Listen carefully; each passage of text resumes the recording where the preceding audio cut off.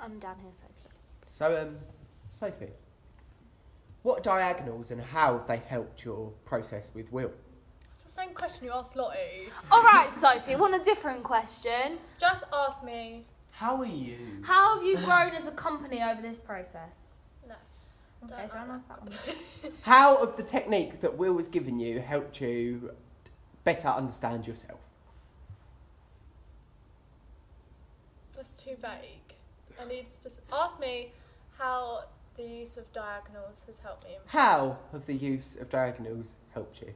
So, when looking at diagonals, it was quite a tedious task in the sense of it took a while to get through. You had to go through 2-year intervals of your life where you were living in that moment for however long you wanted to live in that moment.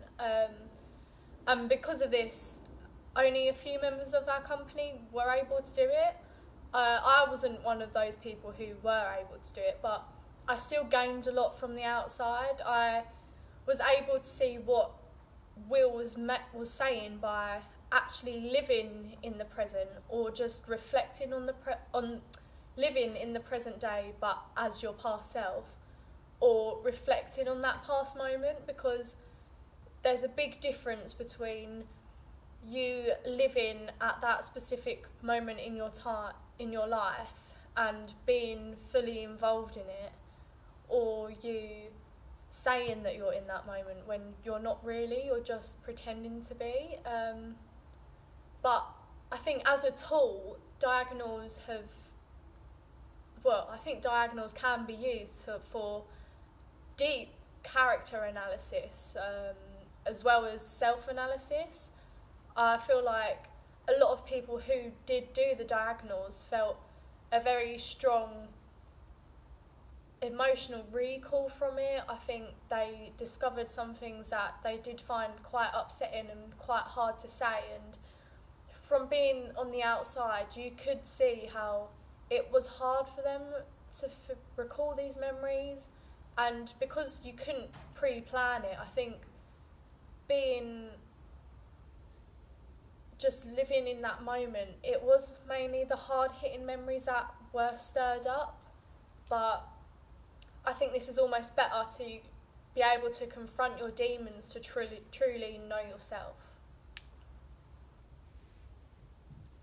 How did you find the experience of your shoebox? I feel like with my shoebox, I had a very different approach to everyone else. I realised that in my life, I haven't had as many personal tragedies as other people. Like, some people's parents have broken up, they've lost people who are close to them, and I have lost people who are close to me, and my life is not anywhere near perfect, but I feel personally I haven't taken this on board. I feel like it's just been a part of my life, not a part of me, which sounds weird, but obviously they've had an impact on me personally, like such as like relatives dying, but it's not something I dwell on. I tend to dwell more on the stresses of life, such as like college work and everything, rather than these hard hitting memories. So my shoebox was more the things that were important to me, that weren't very sad, they weren't too upsetting, which isn't a bad thing. The purpose of shoeboxes isn't for it to be a therapy session where you cry about all the wrongs in your life. It's to discover what's going on, why, to see how certain things have affected you as a person. And I think looking back now, I'd probably change a few of the items in my shoebox. I feel like I touched on it more surface level than the true getting under the skin that the task was meant to do, but I am happy with what I produced. I think the fact that it was different made it stand out, and I think it was good for us as a company to be able to share our shoeboxes, even though, again, not everyone was able to do this. I feel like we got to see different sides of people that we hadn't seen before, and I think revealing these sides is more a tool that we can use in just everyday rehearsals. If we're trying to explore something else, if we've seen something in that person that maybe they're not bringing, we know that it's happened, it's still there, and we can use it, we can get it out of that person to help them in their work in the future. How did you react to other company members opening up during this process, and how do you think that's helped your process individually?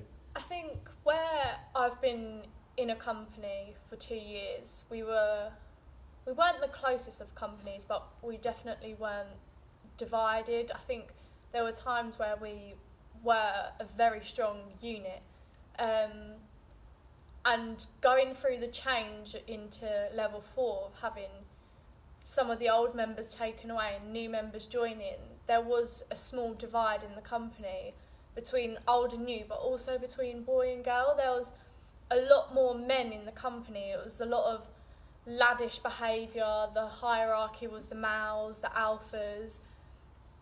And I think to see the alphas break their boundary of being able to cry in front of us, it really helped us see them in a different way as just these boys who sort of dominate the floor.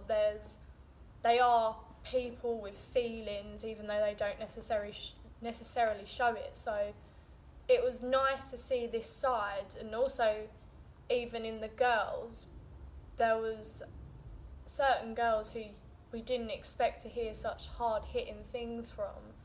Well, with everyone really. So I think it's easier to break the barriers down and start from right at the beginning to then sort of build up the relationship again. I think this was really stripping everything back, getting deep and